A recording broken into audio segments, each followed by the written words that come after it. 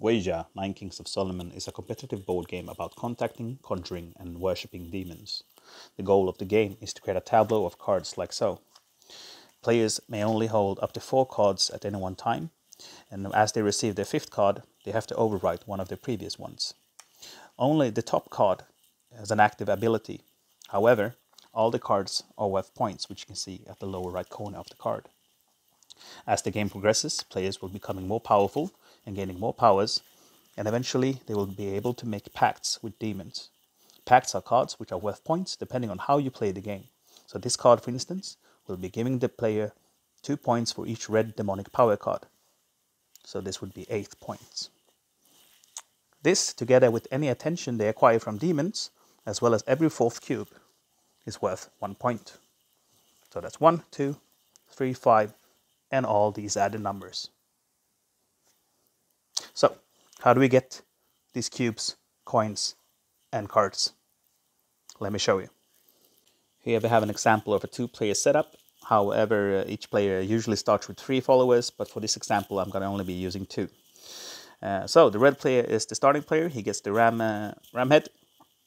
So what can he do on his turn? Well, the only thing you do in this game is you place a follower and get whatever's depicted on the hex spaces. So in this case, the red player places it over here and gets 2 yellow cubes.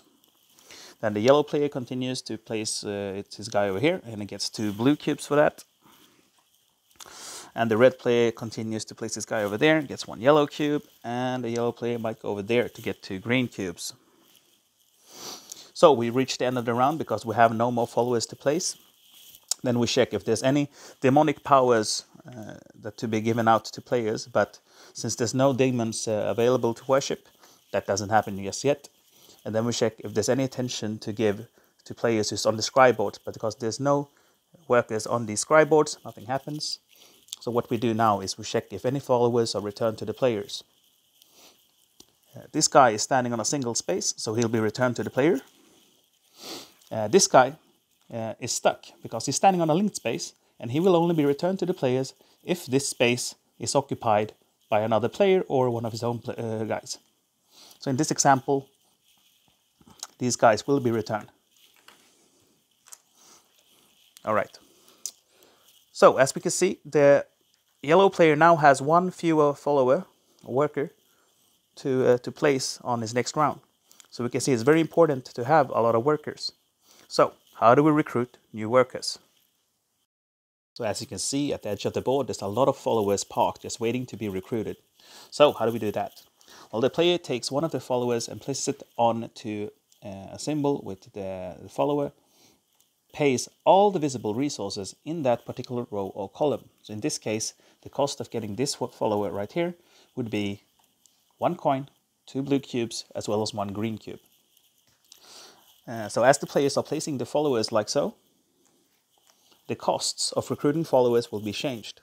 So in order to place a follower here and recruit one of the guys from here, the cost is 2 yellow cubes. And here the cost is right now 2 blue cubes in order to acquire the follower from here. If some players have already been recruited from an outskirt or edge, they will get 1 discount. So if yellow player wants to get this guy, he can place his follower here, pay 1 coin, and as well as two blue cubes, but he will get 1 discount. So he's only paying for 1 blue cube and 1 coin. But at the start of the game, players have no coins. So how do we get coins? Well, coins are attention, and they're over here. And I'm going to show you how to get attention from the demons. So in order to get attention from contacting demons, players have to place their followers onto the scribe boards in their track. And there's a cost associated with doing that. And that cost is determined by the adjacent card next to the scribe board. So in order to place one of your followers here, that player has to pay 1 green cube. And here you have to pay 1 yellow, and here you have to pay a yellow.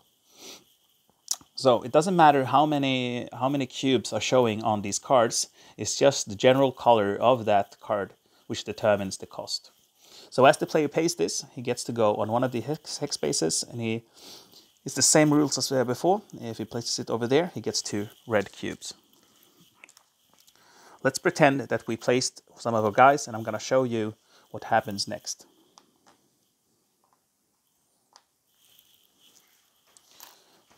All right, so let's pretend we have no more followers to place, and this is the end of the round, and we first check if there's any demonic powers to be given to players, but there's no demons yet, so nothing happens. And then we check if anyone's getting attention for contacting demons. And as we can see here, red player is standing ahead of the yellow one, so he will get a coin first, and then the yellow one will get the second coin, like so.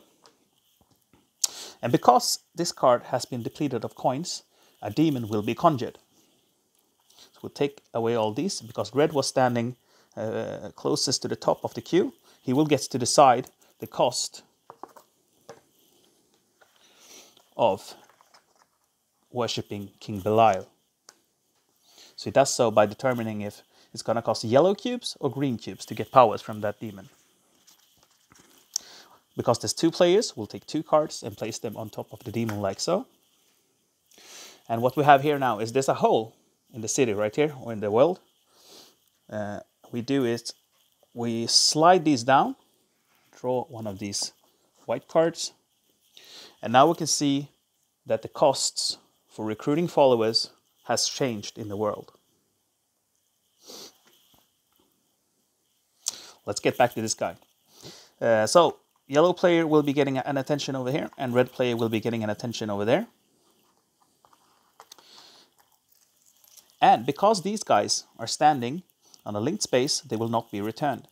However, at the start of the next round, or at the end of the next round, yellow player will be awarded 1 coin, and red player will be getting nothing, and another demon will be conjured.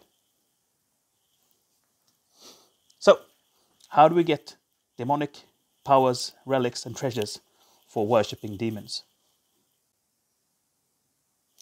So in order to get cards and to start to build your tableau, a player may place the follower here and pay the associated cost, which in this case is 2 green cubes.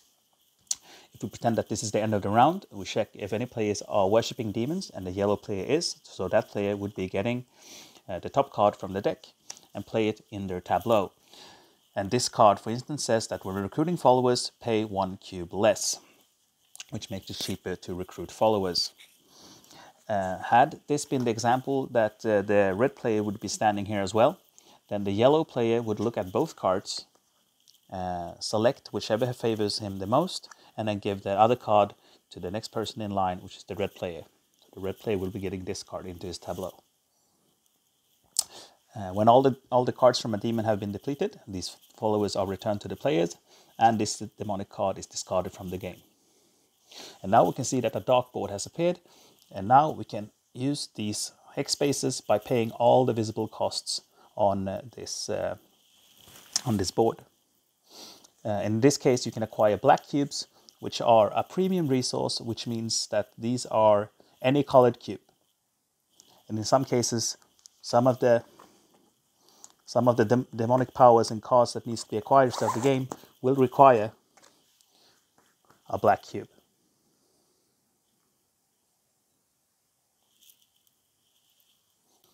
So, how does Goetia 9 Kings of Solomon end?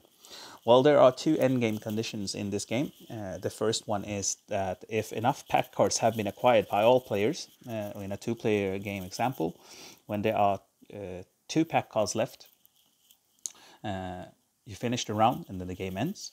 Or if any one player has acquired 4 pact cards in their tableau, and all of the pact cards have to be visible, that would also trigger the final round, and players will do a scoring after that current round. So how do we acquire these pact cards? Well, as players are recruiting followers, when these are depleted, they will be flipped. And some of these, or actually not some of them, but all of these 3 are means to get pact cards. So the players would be placing the follower over here and follow the same rules as when they recruit a follower. So in this case, they pay 4 black cubes as well as all visible resources in this row. And that would grant them one of these pact cards in this row. And they do that immediately because that's how it works. You take this one and place it in your tableau like so. Another way to acquire these pact cards is from the dark boards. So at the end of the game, you will be paying a lot of resources to get one of these pact cards. However, you will also be rewarded with some attention. So if you go over there, you play a lot of resources, get 3 attention, and then you get to pick whichever pack card that is available over here, and you take that and put it in your tableau. And remember that these cards are only worth points if they're at the very top of your stack. So if it's overwritten, it's worth 0 points. But if it's like this card's gonna be worth some points. All right, so time for the endgame scoring. So what we do is we count all of the attention we have. Yeah. And then we check all of the numbers on our cards. We don't count the packed cards just yet. That's the next thing to do. So in this case, this packed card would be worth 2 points, and this packed card would be worth 6 points. So this one would be worth 3 points for each packed card you have, and this one was worth 2 points for each card beneath. So you type that over there. And finally, you check if you have any remaining cubes, where every 4th cube is worth 1 point. So in this case, this would be 1 point. And that's how you play Goetia 9 Kings of Solomon. Enjoy!